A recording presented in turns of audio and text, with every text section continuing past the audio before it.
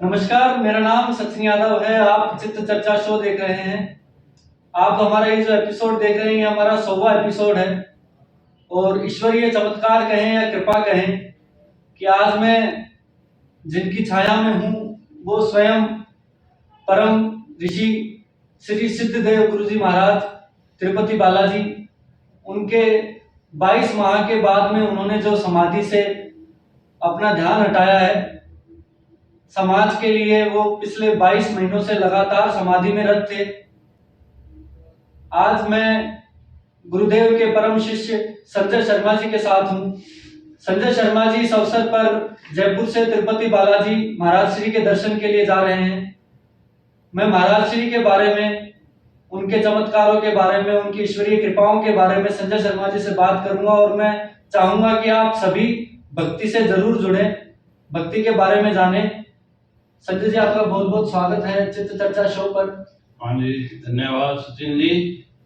आज के चित्त चर्चा के 100वें एपिसोड के लिए आपको ब्रह्म ऋषि परिवार विश्व धर्म चेतना मंच तिरुपति जयपुर केंद्र की तरफ से बहुत बहुत बधाई और आपके उज्जवल भविष्य की कामना। शुक्रिया बहुत बहुत। और मैं आपके छोटे से परिचय जानने के बाद में अब मैं महाराज श्री जो 22 महीनों से लगातार साधना में रत थे, तो महाराज श्री के जो प्रयास हैं संस्कृति के बचाव को लेकर, दुनिया के रक्षण को लेकर, दुनिया में धर्म को कैसे बचाए रखना है, कैसे जीवित रखना है, उसको लेकर महाराज श्री के जो गंगा जमुनी प्रयास हैं उनके बारे में एक बार कुछ बताएं। सबसे पहले श्री सिद्धेश्वर ब्रह्म ऋषि गुरुदेव स्वामी गुरुवानंद जी का जीवन परिचय जो है उसके ऊपर हम जो है वो बात रखेंगे, प्रकाश डालेंगे। गुरुदेव का जन्म 12 जनवरी सन 1941 को हुआ था और ये जन्म के साथ गूंगे बहरे थे जी। इनकी दोनों किडनियां खराब थी। जब इनकी उम्र 9 महीने की हुई तो इनके माँ बाप इनको बैद्यनाथ धाम लेके गए। बाबा बैद्यनाथ झारखंड में है। वहां इन पे नजर पड़ी देवरा बाबा की। देवरा बाबा एक ऐसे संत हुए हैं जो गिनीज बुक ऑफ रिकॉर्ड है। इस धरती पे देवरा बाबा जो है वो 280 से अधिक साल रहे थे। देवरा बाबा ने जब इनको देखा तो इनके माँ बाप को ये कहा कि ये बच्चा सांसारिक नहीं है, ये धर्म प्रचार के लिए है, ये बच्चा मेरे को दे दो। तो माँ बाप बच्चे की बीमारी से दुखी थे और इतने बड़े संत के कहने के बाद उनको जो है वो वहां रख दिया और अपने घर आ गए। देवरा बाबा उनको अपने आश्रम देवरिया में ले आए, वहां इनका पालन पोषण किया और जब गुरुदेव की एज 12 साल की हुई तो एक दिन इनके मुख से अचानक आवाज निकली और ये बोले बाबा बाबा बाबा। और उसी आवाज के साथ दुनिया में जितने धर्म ग्रंथ हैं, गीता, रामायण, भागवत, वेद, वो सब इनके कंठस्थ थे पहली आवाज में। तो देवरा बाबा कहने लगे भाई आप तो गुरुओं के गुरु हैं, इसलिए इनका नाम गुरुवानंद जी रखा।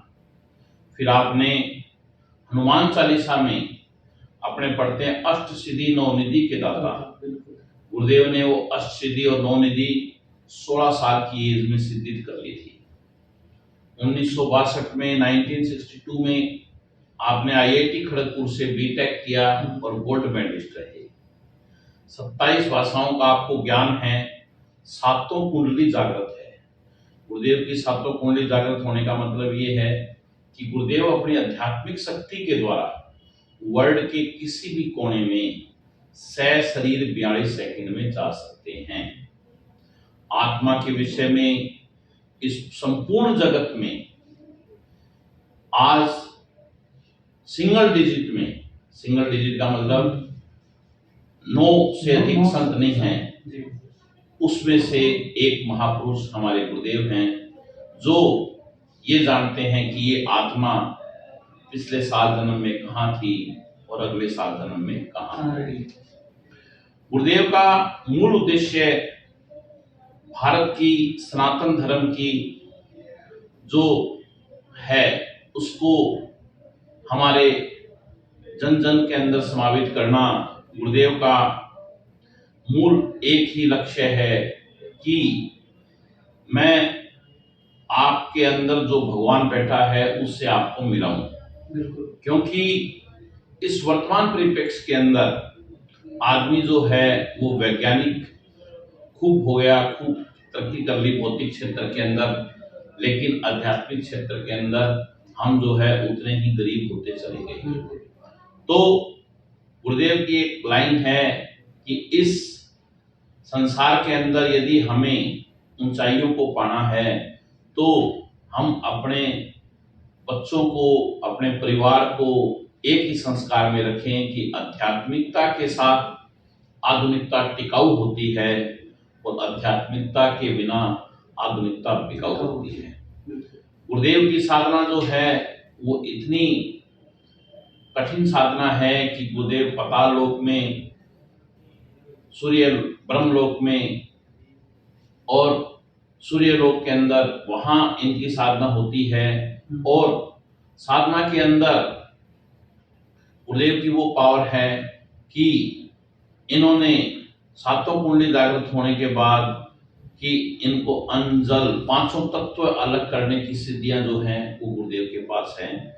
तो हमारा इस जन्म में तो ऐसे कोई कर्म नहीं किए कि हमें ऐसे सदगुरु गए जो है वो सानिध्य प्राप्त हो, लेकिन कोई पिछले जन्मों की हमारी पुण्याई है जिसकी वजह से हमें ऐसे सदगुरु मिले हैं। ये वो गुरु हैं जो आत्मा का परमात्मा से मिलन कराते हैं। इनका मूल उद्देश्य एक ही है कि भाई मानव सेवा ही सबसे बड़ा धर्म है। पूरे विश्व के अंदर मान्यता प्राप्त 62 धर्म हैं।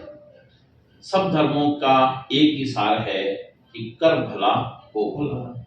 इस सिद्धांत के ऊपर गुरुदेव ने ये बताया कि मानव सेवा सबसे बड़ा धर्म है और जीव सेवा ही सच्ची सेवा है।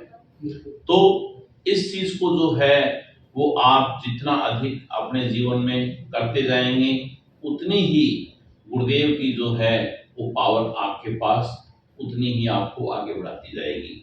मेरा तो अभी सबसे पहले दर्शन हमारे 21 जनवरी सन 2016 को यहाँ जयपुर में कार्यक्रम करवाया था। उस कार्यक्रम में गुरुदेव के प्रथम दर्शन हुए थे और उस दर्शन के बाद से लेके आज तक एक नया जीवन जो है वो मिला। क्योंकि दर्शन से पहले जीवन के अंदर बहुत ऊंचाइयां भी प्राप्त कर ली थी, लेकिन जीवन दिशा विहीन था। और जैसे ही गुरुदेव का सानिध्य प्राप्त हुआ, सानिध्य प्राप्त होने के बाद जीवन जीने का लक्ष्य मिल गया और उस लक्ष्य के ऊपर हम जो है वो काम कर रहे हैं। गुरुदेव के मूल जो है कि भाई आत्मा का जो है वो उत्थान होना चाहिए। तो आत्मा का उत्थान के लिए गुरुदेव ने जो है वो एक चीज बताई है कि गाय को हम गाय माता क्यों कहते हैं। गाय को गाय माता की जो व्याख्या गुरुदेव ने की है उन भावों से प्रेरित होके कि भाई इंसान का जो शरीर है वो बंदर के शरीर का डेवलप रूप है। बंदर का शरीर डेवलप होते होते होते इंसान का शरीर बना है और इस शरीर के अंदर जो प्राण है, जो आत्मा है, वो गाय की आत्मा का डेवलप रूप है। गाय की आत्मा डेवलप होते होते होते होते इंसान की आत्मा बनी है। तो मानव शरीर को गाय आत्मा प्रदान करती है, इसलिए गाय हमारी माता है। हमारे देश के अंदर हम पुराने यदि जाते हैं तो द्वापर युग के अंदर भगवान श्री कृष्ण जो है वो गोकुल में गए थे। गोकुल मतलब गायों का कुल। नंद बाबा जो थे वो 9 लाख गाय रखते थे। तो आजादी से पूर्व भी यदि हम बात करें अपने देश की तो अपने देश के अंदर जनसंख्या जो है वो 30 करोड़ थी और गायों की संख्या 90 करोड़ थी। उस समय हमारा देश जो है वो सोने की चिड़िया कहलाता था, हर तरफ समृद्धि थी। लेकिन वर्तमान परिप्रेक्ष्य के अंदर क्या हुआ कि यहाँ देश की जनसंख्या 130 करोड़ हो गई और गायों की संख्या मात्र 4 करोड़ है। तो ये इम्बैलेंस होने की वजह से वर्तमान के अंदर जो आत्माएं हैं वो इंसानों के अंदर पशुओं की, जानवरों की है। तो क्या समाज में परिप्रेक्ष्य में हो रहा है, बेटा बाप का मर्डर कर रहा है, भाई भाई का मर्डर कर रहा है। तो इस स्थिति को समझने के लिए ये हमें एक जन जन एक अभियान चलाना होगा कि इस देश के अंदर हमें जैसे अपने घर में हम माँ की सेवा करते हैं, इसी तरह से प्रत्येक इंसान जो है वो एक गौ माता की जो है वो सेवा करे, जिससे उसका मानव जीवन सार्थक हो सके और वो अपनी आत्मा का उत्थान कर सके। तो इस सारे उद्देश्यों को रखते हुए हमारे परम ऋषि परिवार जो है वो पूरे देश के अंदर और पूरे विश्व के अंदर इन स्वास्थ्य के अंदर, मानव सेवा के अंदर, जीव सेवा के अंदर और सत्संग के अंदर और आत्म जागृति के अभियान जो है वो पूरे वर्ल्ड में चलते रहते हैं। गुरुदेव साल में 9 से अधिक महीने साधना में रत रहते हैं और उसके बाद बाकी जो बचे हुए हैं उसमें भारत में हमारे 5 कार्यक्रम आश्रम के होते हैं, जिसमें 2 कार्यक्रम जो है एक तो आपकी दुर्गा पूजा का कार्यक्रम और एक महाशिवरात्रि का कार्यक्रम ये आश्रम में होता है। बाकी महावीर जयंती, हनुमान जयंती और गुरुदेव का अवतरण दिवस ये अलग अलग स्थानों में जो है वो हमारे परम ऋषि परिवार के द्वारा मनाया जाता है। और अब की बार जो साधना हुई है गुरुदेव की, ये कोरोना काल जब शुरू हुआ था उससे पहले गुरुदेव ने हमें बॉम्बे के अंदर 5 जनवरी सन 2019 को गुरुदेव ने बता दिया था, जब तक यहाँ भारत के अंदर कोरोना का कोई भी वो नहीं था, लेकिन गुरुदेव ने ये बता दिया था कि ये आने वाला जो समय है वो बहुत ही मानवता के ऊपर संकट है, लेकिन घबराने की जरूरत नहीं है। सभी को जो है वो अपने आत्म जागृति की दिशा में लगना है।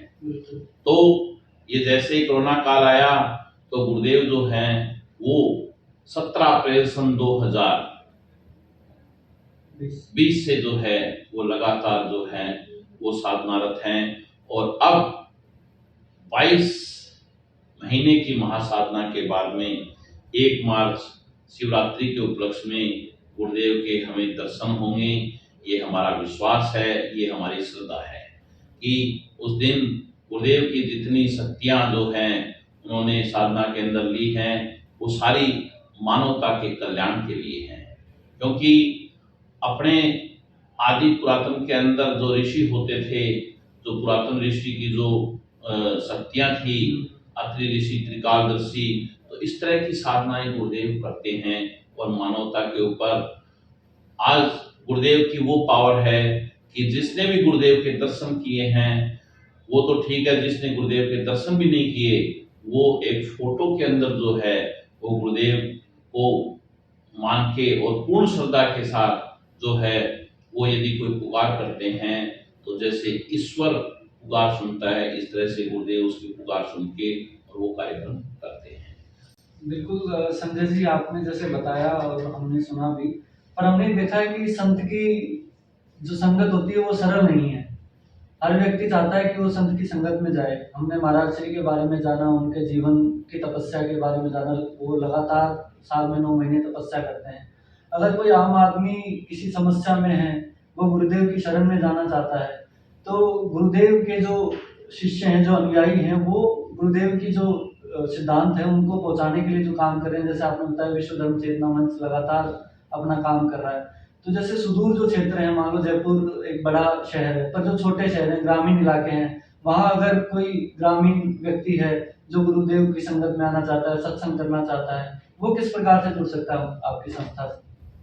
हमारी संस्था के अंदर जुड़ने के लिए गुरुदेव का एक ही है कि भाई आपको जो है वो अपने आप से जुड़ना है। अपने आप से जुड़ने का मतलब गुरुदेव से जुड़ना हो गया, और उस जुड़ने के लिए आपको अपने आचरण के अंदर धर्म को स्थापित करना है। गुरुदेव कहते हैं कि भी धर्म जो है वो अनुमान लगाने की चीज नहीं है, अनुभव करने की चीज है। इसको सिर पर नहीं, सिर में रखो। सिर से आत्मा में आएगा और आत्मा से आचरण में आएगा। यदि आपका आचरण धर्म में है तो आप जो है वो धर्मशील हैं।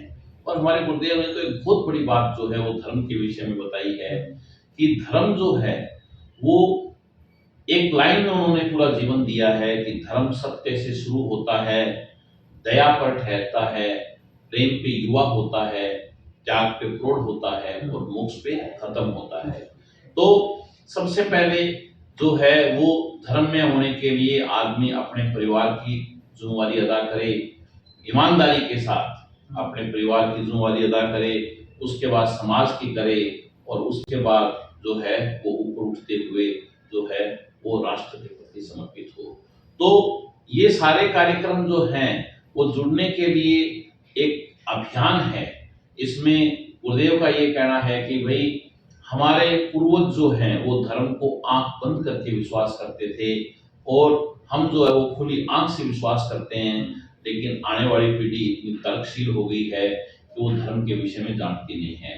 तो गुरुदेव का एक ही कहना है कि भाई अपने बच्चों को आधुनिकता के साथ आध्यात्मिकता के अंदर जरूर लेके जाएं, अदरवाइज तो वो जो है वो एक एटम बम की तरह जो है वो आपका ये भौतिकता काम करेगी। यदि इसमें आध्यात्मिकता साथ होगी तो इंसान प्रगति करते करते करते अपने आत्म कल्याण करते हुए जो है वो मोक्ष गति को प्राप्त करता है। शुक्रिया संजय जी। और मैं आप सभी जो हम लोगों को देख पा रहे हैं अभी इस समय, मैं आप सभी से निवेदन करता हूं, जैसा संजय जी ने बताया कि गुरुदेव ये कहते हैं कि हमेशा व्यक्ति का जो व्यक्तिगत धर्म है पहले उसकी पालना करे, उसकी पालना में ही ईश्वर की तपस्या है। आप सभी से मिलते रहेंगे, धर्म की इस चर्चा को और आगे बढ़ाएंगे। तब तक के लिए जय गुरुदेव। जय गुरुदेव।